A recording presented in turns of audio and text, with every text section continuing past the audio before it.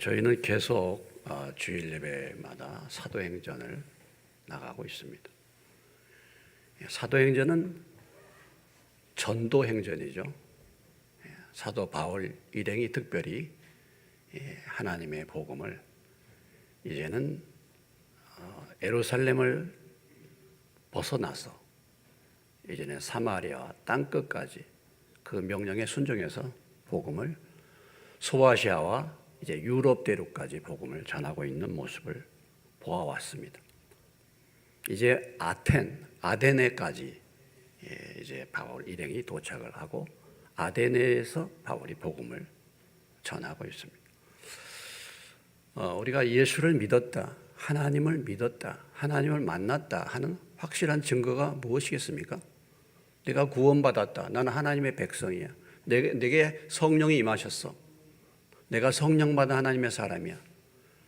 이것의 확실한 증거는 이 복음을 다른 사람들에게 전하고자 하는 간절한 마음이 생긴 것입니다.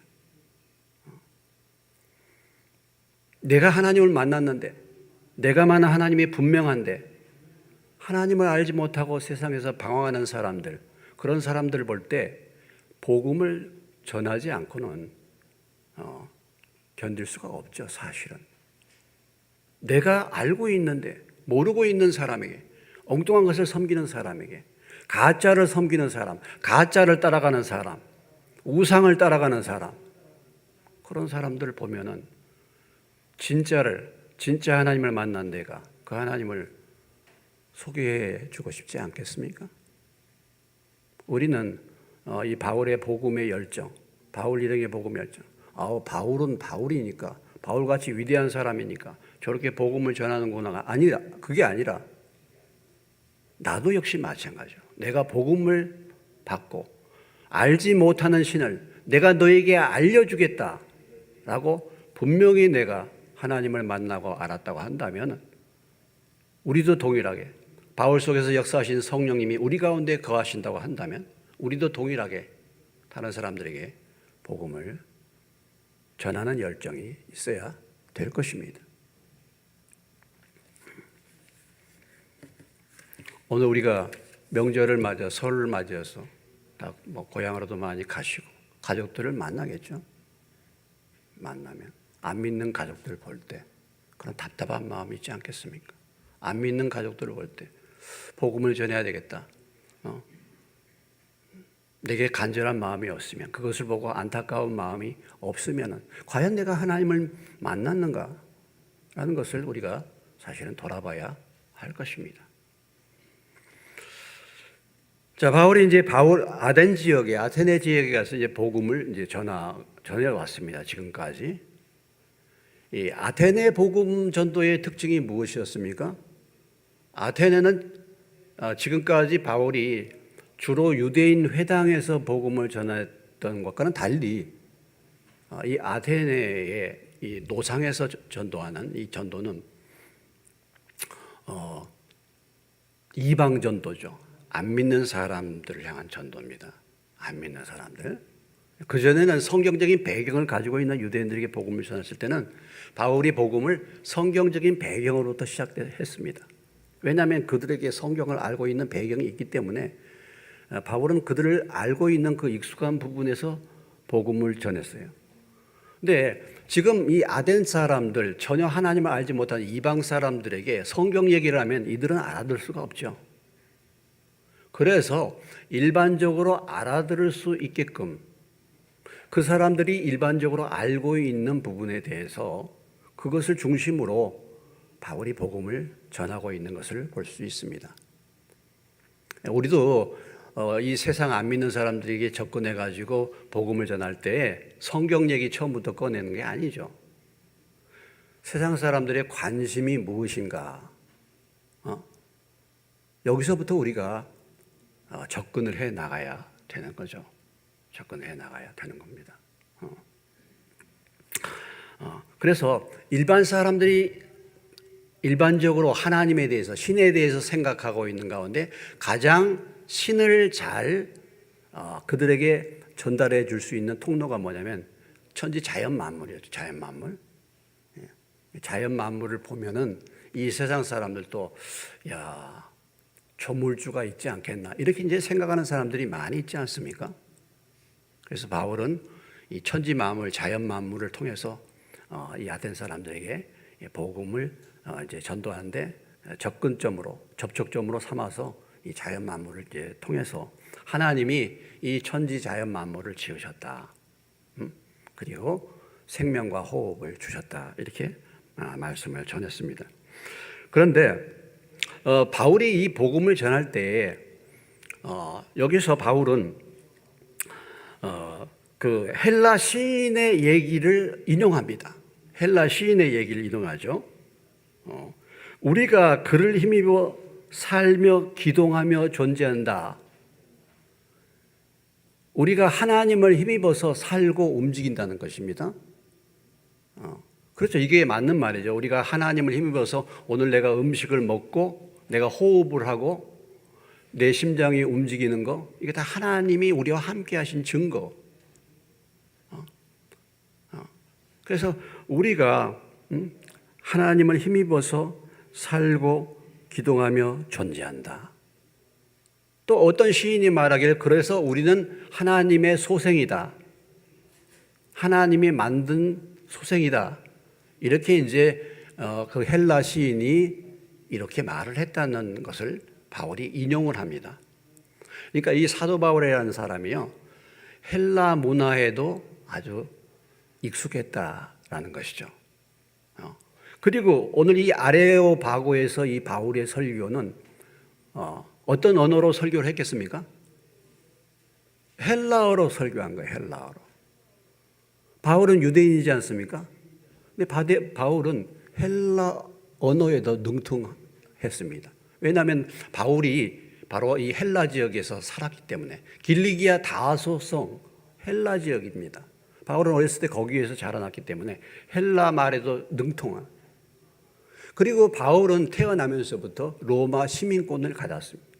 그러니까 바울은 어디를 가든지 제한을 받지 않는 로마 시민권을 갖고 있었고, 바울은 이미 헬라 문화에 익숙했기 때문에 하나님께서 이 바울을 세계적인 선교사로 세운 것이 이미 뭐예요? 그 배경이 다 준비가 되었다라는 거죠. 오늘 우리가 세계에 나가서 복음을 전하면 영어는 기본적으로 해야 되지 않겠어요? 그리고 해외를 나가는데 별 불편함이 없이 나갈 수 있는 그런 여건, 그 당시 로마는 지금의 미국과 같은 힘을 가지고 있는 거 아니겠습니까? 그런 부분에서 이미 바울은 세계 선교사로 하나님께서 그를 세우시기 위해서 사전에 그런 작업이 이미 이루어졌다는 거죠. 그러니까 바울은 태어나면서부터 로마 시민권을 가졌고 헬라 지역 길리기아 다소성에서 자라났기 때문에 헬라어에도 능통하고 헬라 문화에도 능통한 사람. 그래서 오늘 이 아텐 지역에 있는 헬라 사람들에게 복음을 헬라어로 전하면서 헬라 시인도 인용을 해서 지금 말씀을 전하는 것입니다.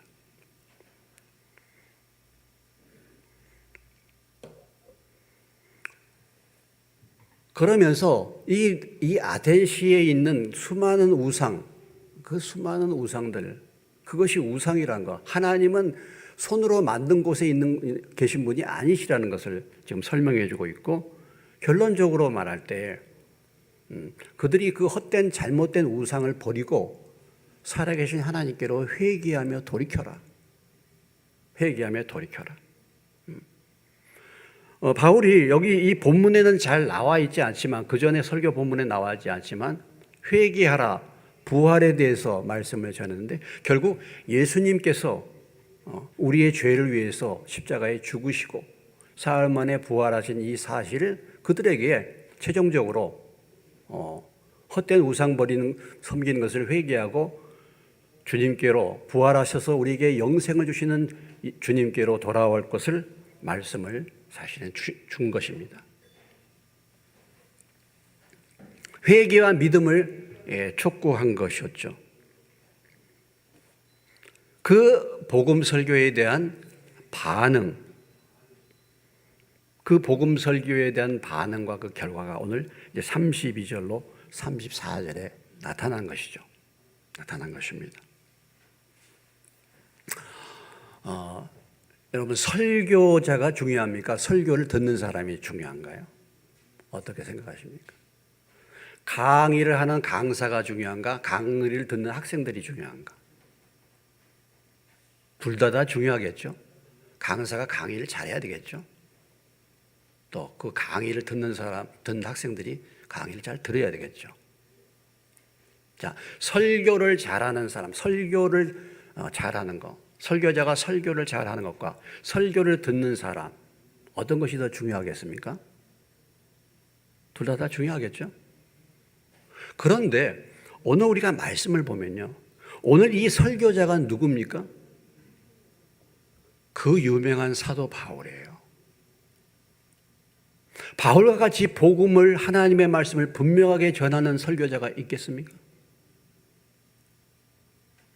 그런데 오늘 이 바울의 설교에 대한 사람들의 반응을 보면은 어떤 사람은 조롱했다. 32절에. 어떤 사람은 이 일에 대하여 다시 듣겠다. 그리고 몇 사람만 믿었다라는 것입니다. 자, 지금 많은 사람이 바울의 설교를 들었습니다. 많은 사람이 바울의 설교를 들었어요. 바울처럼 복음을 잘 전하는 설교자가 있겠습니까? 그런데 믿는 사람은 몇 사람만 믿었다는 것입니다. 예수님이 직접 서기관과 바리새인들에게, 예수님이 직접 유대인들에게 말씀을 계속 전하십니다. 그런데 우리가 복음서를 한번 보십시오. 그들의 반응이 어떻습니까? 예수님의 말씀을 잘 듣고 믿은 사람들이 얼마나 되었습니까? 그런 것을 볼 때 설교자가 중요한 것, 그거보다도 더 중요한 것은 그 말씀을 듣는 사람들의 마음의 태도와 자세가 훨씬 더 중요하다는 사실을 우리에게 보여주고 있는 것입니다. 오늘 사도 바울의 복음 설교 후의 반응을 보십시오. 여기 세 부류의 사람들이 등장하고 있습니다. 얼마나 많은 아레오바고의 그 광장에 얼마나 많은 사람들이 바울의 복음을 들었는지 몰라요. 바울의 설교를 들었는지 모르는데 그 광장에 상당히 많은 사람들이 들었다라고 볼 수 있어요.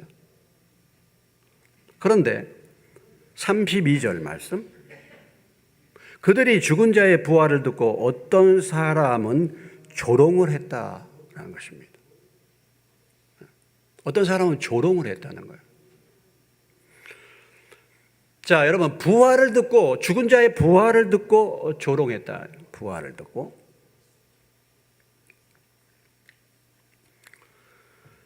오늘 여기 사도 바울의 이 복음의 초점이 사실 부활에 있었다라는 것을 우리가 알 수 있죠. 그렇기 때문에. 부활. 바울은 반드시 예수님의 십자가의 죽음과 부활을 전했습니다. 복음에 있어서 이 십자가의 죽음과 부활은 빠뜨릴 수 없는 주제죠. 그래서 한 사람이 우리의 죄를 위해서 십자가에서 죽으시고, 그래서 우리의 죄가 사함을 받고, 그분이 죽음 가운데서 부활하셔서 우리에게 부활과 영생의 소망을 주셨다. 그분이 메시아시고 그분이 하나님이시다. 바울이 이렇게 복음을 전했습니다. 자, 지금까지 하나님은 살아계시고 하나님은 우리의 생명과 호흡을 주관하시고 우리가 하나님을 힘입어서 살고 움직인다. 이런 내용들은요, 헬라의 시인들도 알았어요. 그런 것은 동조할 만해. 하나님이 천지만물을 창조하신 조물주다. 이것은 안 믿는 사람들도 그런 부분에 대해서 동조하는 사람들이 많이 있어요. 그런데 어떤 사람이 우리가 인간이 지은 죄를 위해서 죽었는데 그 죽음이 우리의 죄에 대한 심판을 대신해서 그분이 죽었다는 것입니다. 그래서 우리의 죄가 사함을 받는다는 것입니다. 그리고 죽은 그분이 다시 살아났다는 것입니다. 그래서 그분을 믿으면 우리도 죽음 가운데서 부활하고 영생의 소망을 갖게 된다는 것입니다. 이런 얘기를 들으면요, 여러분 어떻습니까? 믿어지십니까? 믿어지겠어요? 여러분은 교회 나와서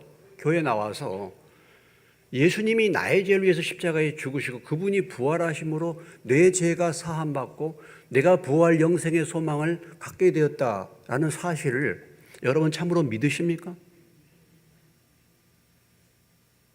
정말 믿으시면 아멘 하시기 바랍니다. 정말 믿으십니까? 그런데 그게 처음에 들어올 때, 교회에 나올 때 이게 무슨 소리인가 모르겠어요. 이 가운데도 분명히 그런 분들이 계실 것입니다. 이게 도대체 무슨 소리인가? 죽은 자의 부활이 있다니 이게 무슨 소리인가? 이 아텐 사람들에게 있어서는 죽은 자의 부활을 듣고 그들이 비웃었다, 조롱했단 말은 비웃었다는 것입니다. 왜냐하면 당시의 아텐 사람들의 일반적인 사상은 뭐예요? 에피쿠로스 학파, 그리고 스토아 학파, 그들의 얘기는 현실주의, 현실의 삶 속에서의 쾌락주의입니다. 물론 이건 육체적인 쾌락뿐만 아니라 마음의 쾌락. 스토아 학파, 지식이 우상된 거죠. 사람의 윤리와 도덕, 이것을 중시 여겼던 사람들이에요. 이 모든 것에서 중요한 것은 그들은 내세가 없었다는 거예요. 내세가. 그들은 내세가 없었다는 것입니다.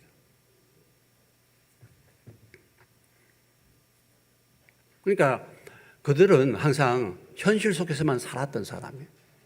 그러니까 이런 사람들에게 부활이라는 단어는 생각지도 못한 단어예요. 죽은 자가 부활한다. 이 소식을 듣고서는 그런 일이 어떻게 있을 수 있어? 야, 정말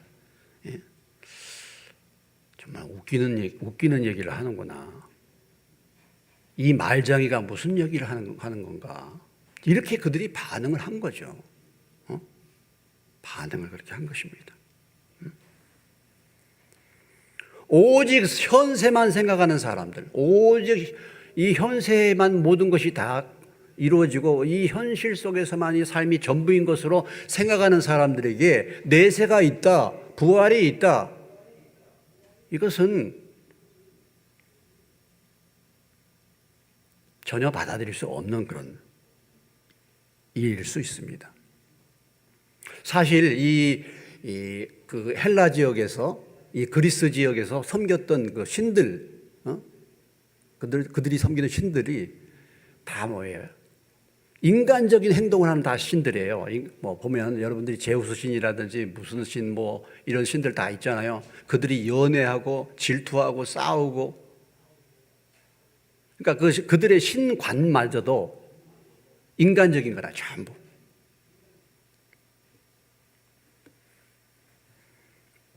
고린도전서 15장 32절에 내가 사람의 방법으로 에베소에서 맹수와 더불어 싸웠다면 내게 무슨 유익이 있으리요? 죽은 자가 다시 살아나지 못한다면 내일 죽을 터이니 뭐하자? 먹고 마시자 하리라. 죽은 자가 다시 살아나지 못한다면 내일 죽을 터이니 먹고 마시자. 다시 말한다면 부활과 내세가 없는 사람들의 삶의 태도는 뭐예요? 내일 죽을 터이니 뭐하자? 먹고 마시자. 이것이 삶의 목표잖아요. 이것이 삶의 목표. 내세가 없고 부활이 없는 이 땅에서의 삶이 전부인 것으로 살아가는 사람들의 삶의 목표는 뭐 이렇게 살든 저렇게 살든 죽으면 끝이니까 먹고 마시자, 이거예요. 이것이 세상 사람들의 삶입니다. 이것이 부활이 없다라고 하는 사람들의 삶의 특징이에요. 그러니까 오직 눈앞에 보이는 이 세상에서 어떻게든지 잘 먹고 잘 사는 것에 초점을 두고 사는 사람들입니다. 바로 이 아텐 사람들이 그들의 생각은 현세밖에 없었다는 거죠. 그렇기 때문에 이 죽은 자의 부활이 있다는 말을 들으니까 이게 도대체 무슨 얘기인가? 이게 정말 웃기는 얘기구나 하고 비웃었다라는 것이죠.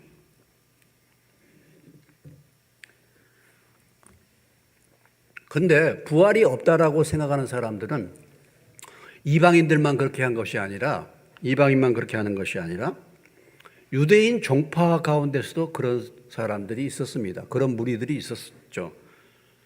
사도행전 23장 8절에 가보면 유대인들의 종파 가운데도 사두개인들, 유대인들의 파도 크게 나눠서 두 파로 나누는데 하나는 바리새파가 있고 하나는 사두개파가 있는데, 사두개인은 부활도 없고 천사도 없고 영도 없다 이렇게 믿었다는 것입니다. 그러니까 사두개인들이 비록 유대인들이지만 그들은 부활이 없는 거예요.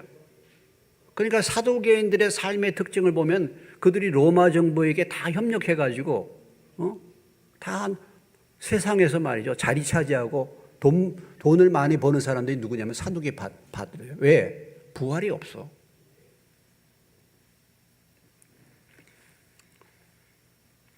그런데 이 부활의 문제에 대해서는 바울이 복음을 분명히 전해서 세워진 교회 사람들도 부활을 잘 믿지 않았다, 부활 신앙이 없었다라는 것을 우리에게 보여주고 있습니다. 그 교회가 어느 교회였습니까? 고린도전서 15장 19절에 보면 15장 12절로부터 15절에 보면 그리스도께서 죽은 자 가운데서 다시 살아나셨다 전파되었거늘 너희 중에서 어떤 사람들은 어찌하여 죽은 자 가운데 부활이 없다 하느냐. 만일 죽은 자의 부활이 없으면 그리스도도 다시 살아나지 못하셨으리라. 그리스도께서 만일 다시 살아나지 못하셨으면 우리가 전파하는 것도 헛것이고 또 너희 믿음도 헛것이고 또 우리가 하나님의 거짓 증인으로 발견되리니 우리가 하나님이 그리스도를 다시 살리셨다고 증언하였습니다. 만일 죽은 자가 다시 살아난 일이 없으면 하나님이 그리스도를 다시 살리지 아니하셨으리라. 19절로 갑니다. 15장 19절. 만일 우리가 그리스도 안에서 우리가 바라는 것이 다만 이 세상의 삶뿐이라고 한다면 모든 사람 가운데 부활을 믿은 우리가 가장 불쌍한 사람이 될 것이다. 이런 말이죠. 고린도 교회에 가서 바울이 복음을 전하고 고린도 교회 사람들이 부활을 믿는다고 했는데 그 중에서도 여전히 부활을 믿지 않는 교인들이 있었다라는 것입니다. 여전히 교인들 가운데. 여러분들은 어떻습니까? 여러분들은 부활을 확실히 믿으십니까? 어떻습니까, 여러분? 우리가 이 세상 살다가 떠나면 주님 앞에 가고 다시 우리가 부활할 것을 여러분 그 소망 가운데 살고 계십니까? 그런 소망이 계십니까? 아니면은 이 세상 사는 것으로 끝난다라고 그렇게 알고 살고 있습니까? 아니면은 부활을 내가 믿는다고 말은 하면서 이 세상이 전부인 것처럼 살고 계십니까? 어떻습니까? 우리가 부활이 있다고 분명하게 믿는다고 한다면 우리가 이 땅을 살아가는 삶의 방식과 가치관과 생각이 굉장히 달라질 것입니다. 정말 부활이 있다고 내가 믿는다고 한다면 사실은 죽음도 두렵지 않을 수 있죠. 정말 부활을 내가 믿는다고 한다면 이 세상에서 나의 삶이 굉장히 달라져야 되는 거예요. 말은 내가 부활이 있다라고 말하고 부활을 믿는다고 말하지만 전혀 부활이 없는 것처럼, 전혀 내세가 없고 하나님의 심판이 없는 것처럼 우리가 그렇게 살아갈 수 있습니다. 오늘 이 아테네에 있는 사람들은 그저 내세가 없고 그저 현실만 늘 생각하며 살았던 사람들이기 때문에 바울이 죽은 자의 부활을 복음을 설교했을 때 이건 완전히 뭐예요? 엉뚱한 얘기예요. 똥딴지 같은 얘기입니다. 미친 얘기예요. 그러니까 조롱을 했다라는 것이죠.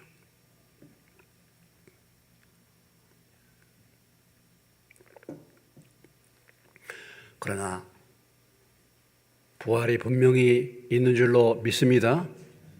예수님이 부활하셨다. 아까 그렇잖아요. 예수님의 부활이 우리의 부활의 증거라고 하잖아요. 만약에 부활이 거짓이라고 한다면 오늘 명절날 저와 여러분 설날 여기 와서 왜 예배 드리고 계십니까? 주일날마다 뭐 예배 드릴 필요가 있습니까? 놀러 다니시지. 저도 왜 이 목회 개척해가지고 여기까지 고생하면서 목회합니까? 저도 직장생활이나 잘하고 퇴직해서 퇴직금이나 받고 놀러 다닐 텐데. 가장 불쌍한 사람 저 아니겠습니까, 여러분? 불쌍하게 여기지 않아요? 그러나 주님이 부활하신 줄로 믿습니다. 그러니까 우리가 소망을 갖고 사는 것이죠. 믿음 생활 할지라도. 나는 부활이요 생명이니 무릇 살아서 나를 믿는 자는 영원히 죽지 아니라. 나는 부활이요 생명이라고. 나를 믿는 자는 죽어도 살겠고 무릇 살아서 나를 믿는 자는 영원히 죽지 아니라.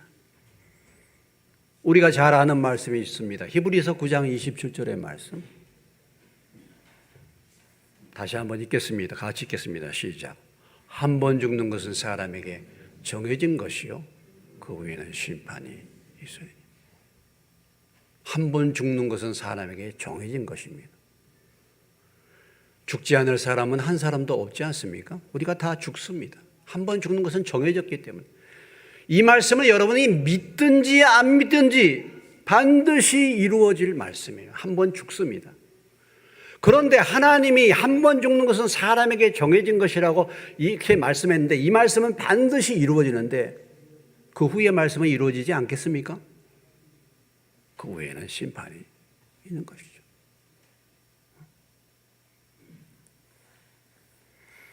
그래서 오늘 어떤 사람들은 조롱했다 그러죠. 조롱했어. 비웃었어. 엉뚱한 얘기예요. 무슨 부활이 있어. 아니 내 부활이라는 것을 생각지도 않고 지금 내 인생의 삶도 말이죠. 바쁘고 힘들고 피곤한데 무슨 부활이야. 무슨 내일 일이야. 내일 일은 뭐 이렇게. 그러니까 인생이 방향을 잡지 못하고 사는 거 아니겠습니까? 그 다음에 또 그런 사람이 있는가 하면 어떤 사람이 있었습니까? 32절에 어떤 사람은 이 일에 대하여 내 말을 다시 듣겠다 했다는 사람이에요. 바울의 복음을 들은 사람의 두 번째 반응은 내 말을 다시 들어보겠다 이렇게 말했다는 것입니다. 한번 들은 말씀을 다시 듣겠다. 어떤 의미로 본다면 뭐 들은 말씀 잘 이해가 되지 못하면 다시 들을 필요가 있죠. 그런 의미에서 다시 듣겠다는 것인지 아니면은 확인을 해보겠다라는 것인지 아니면은 정말 그 말씀이 진리인가를 사모해가지고 내가 다시 한번 들어봐야 되겠다라고 말하는 것인지 진심인가 정말 진리를 알기 위해서 바울이 설교했는데 잘 믿어지지 않아서 정말 다시 한번 듣겠다 이런 의미로 이 말씀을 했는가 아니면은 그냥 미루는 거예요. 다시 한번 듣겠다. 응?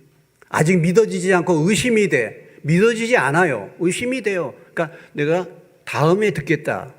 이렇게 미루는 것인지. 그런데 분명한 것은 오늘 본문 34절에 보니까 몇 사람이 그를 가까이하여 믿었다 그랬죠. 이들이 정말 바울의 말을 다시 듣겠다고 했는데 다시 듣겠다라고 했다고 한다면 바울을 가까이에서 믿은 몇 사람 무리 속에 들어가야 될 것입니다. 그냥 말로 다시 믿겠다. 뒤로 미루는 거 아니겠어요? 뒤로 미루는 거. 정말 진리를 사모하는 마음이 준비되어 있지 않는 사람들이죠. 사도행전 24장 24절로 26절에 보면은 수일 후에 벨릭스가 그 안에 유대 여자 드루실라와 함께 와서 바울을 불러 그리스도 예수 믿는 도를 듣거늘 바울이 의와 절제와 장차 오는 심판을 강론하니 벨릭스가 두려워하여 대답하되 지금은 가라. 내가 틈이 있으면 너를 부르리라 하고 동시에 또 바울에게서 돈을 받을까 바라는 거로 더 자주 불러 같이 이야기하더라 그랬어요. 여기 유대 총독 벨릭스가 있습니다. 예? 벨릭스. 이 벨릭스가 바울이 고소당해 가지고 구류를 살고 있는데 바울의 말씀 복음을 들었어. 그거 듣다 보니까 두려운 거야. 의와 절제와 하나님의 심판에 대해서 복음을 들었단 말이죠. 들었는데 두려워한 거야. 그러나 그럼에도 불구하고 지금은 가라. 지금 안 믿는 거예요. 뒤로 미루는 것입니다. 안 믿는 거예요. 왜 안 믿었는가? 한편으로는 바울에게서 돈을 받을까 바라는 거로 뭔가 다른 생각이 있는 것입니다. 마음속에. 하나님의 말씀이 역사해가지고 바울이 복음을 전해서 두려움이 왔어. 하나님의 말씀이 임했어요. 그런데도 안 믿는 거예요. 뒤로 미루는 것입니다. 한편으로는 돈 생각 때문에, 다른 것 때문에 그렇게 하는 거예요. 그런데 내 말을 다시 듣겠다 했는데 어떻게 됐습니까, 여러분? 33절을 보시기 바랍니다. 이에 바울이 그들 가운데서 떠나매 그랬어요. 떠나매. 기회가 계속 있는 것이 아닙니다. 기회가 자주 있는 것이 아닙니다. 바울이 떠났어요. 고린도후서 6장 2절. 이르시되 내가 은혜 베풀 때에 너에게 듣고 구원의 날에 너를 도왔다 하셨으니 보라 지금은 은혜 받을 만한 때요 보라 지금은 구원의 날이로다. 오늘 이 시간이 확실하게 믿어야 할 때인 줄로 믿으시기 바랍니다. 지금이에요. 지금이요. 내일은 없어요. 오늘 복음을 듣고 오늘 말씀을 들었으면 반응을 분명히 하라 이거죠. 반응을 분명히 하라. 지금 하나님이 내게 기회 주셨습니다. 아테네에서 하나님을 모르고 살던 나에게 어느 날 하나님이 바울을 보냈어요. 들어보지도 못한 복음을 들을 수 있는 기회를 준 거예요. 얼마나 놀라운 은혜입니까? 그런데 이 기회를 놓치는 거예요. 내 앞에 나타나서 설교하는 이 사도 바울이라는 사람이 얼마나 놀라운 하나님의 일꾼인지 모르는 거예요. 오늘 여러분이 이 시간에 듣는 이 하나님의 말씀이 얼마나 귀한지를 모르는 겁니다. 기회를 놓친 다음에 땅을 치면서 통곡을 했을 것입니다.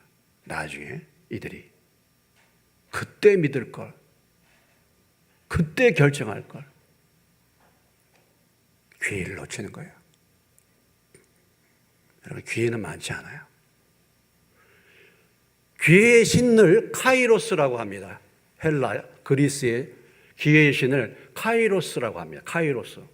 이 남신이에요. 카이로스라는 남신은 앞에 머리털이 수북해요. 뒤에는 대머리입니다. 뒤에는 머리털이 없어요. 이것은 무엇을 말합니까? 카이로스가 올 때, 기회가 올 때 앞에 머리털이 있어. 그 머리털을 잡아야 돼. 그런데 그 기회가 떠나가면, 잡으려고 하면 뒤에는 대머리야. 잡히질 않아. 이런 신이에요, 카이로스라는 신은.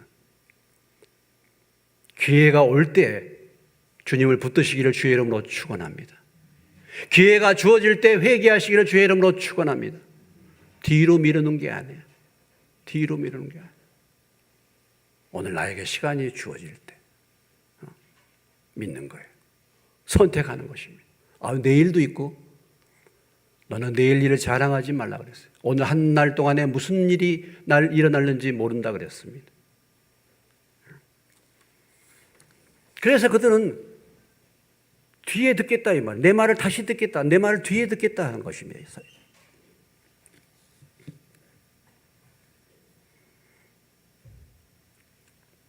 자, 마지막 그 가운데서 오늘 34절에 있죠.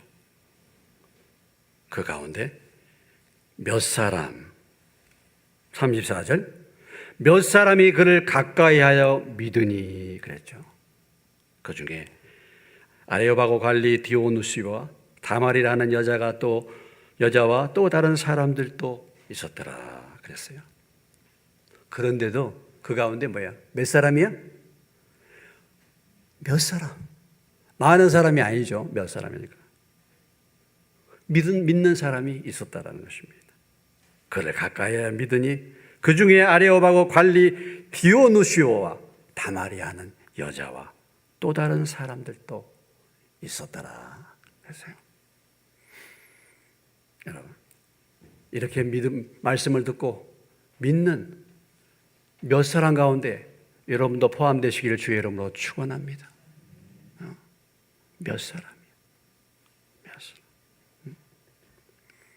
자, 다른 지역과 비교해 보면요. 바울이 복음을 전했던 다른 지역이 있었지 않습니까? 데살로니가에서도 복음을 전했고 베레아에서도 복음을 전했어요.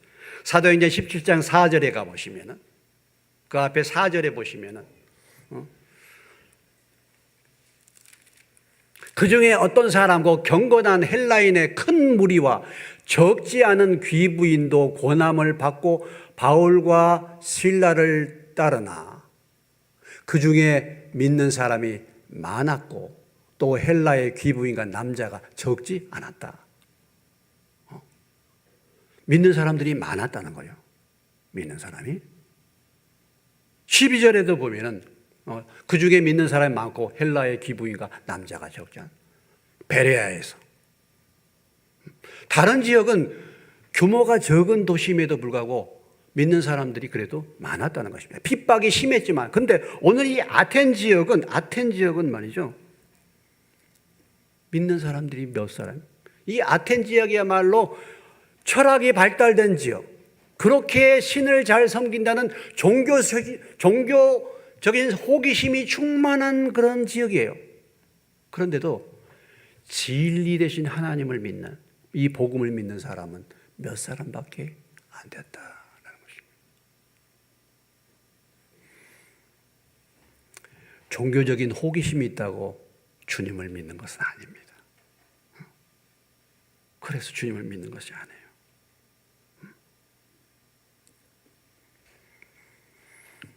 이 몇 사람이 그를 가까이 하여 믿으니 바울을 쫓아봤다는 것이겠죠. 바울을 쫓아와서 아레오바고 갈리 디오누시오, 이 사람이 나중에 아테네의 감독이 된다 그래요. 아텐 교회. 그리고 다말이라는 여자, 몇 사람이 그래도 믿음을 가졌다.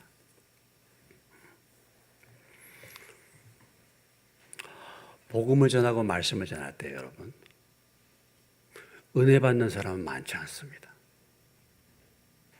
저는 그래도 이 말씀에 참 위로를 받아요. 참 사도 바울도 이렇게 말씀을 전해도 다 믿지 않았는데, 저 같은 사람이 전하면 다 안 믿어요. 몇 사람 믿어도 오늘 말씀 보니까 감사하죠. 그러면 이 몇 사람은 어떤 사람들입니까? 결국은 마음이 준비된 사람이겠죠. 하나님이 마음을 열어준 사람이지 않겠습니까?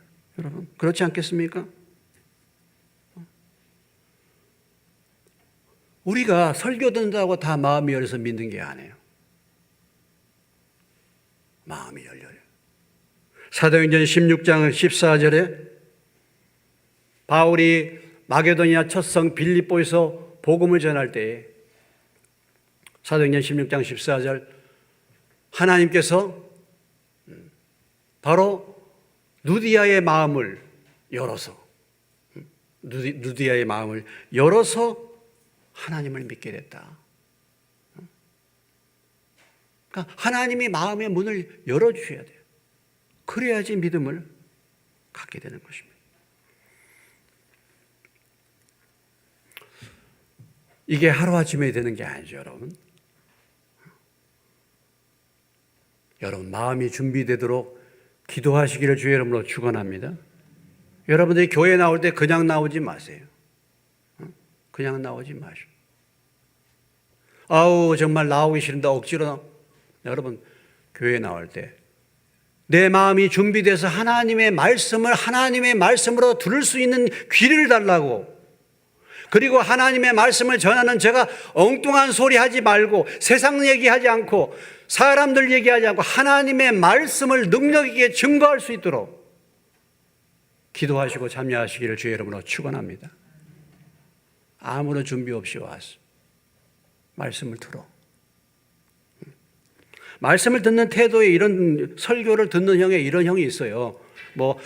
마태복음 13장에 보면 길가와 같은 마음밭이 있고 돌짝밭이 있고 가시떨기 같은 마음밭이 있고 좋은 마음밭이 있다 그러는데, 그걸 조금 이렇게 잘 이해할 수 있는 표현으로 모래시계형 같은 사람들이 있대요. 모래시계. 여러분 모래시계는 어떻습니까?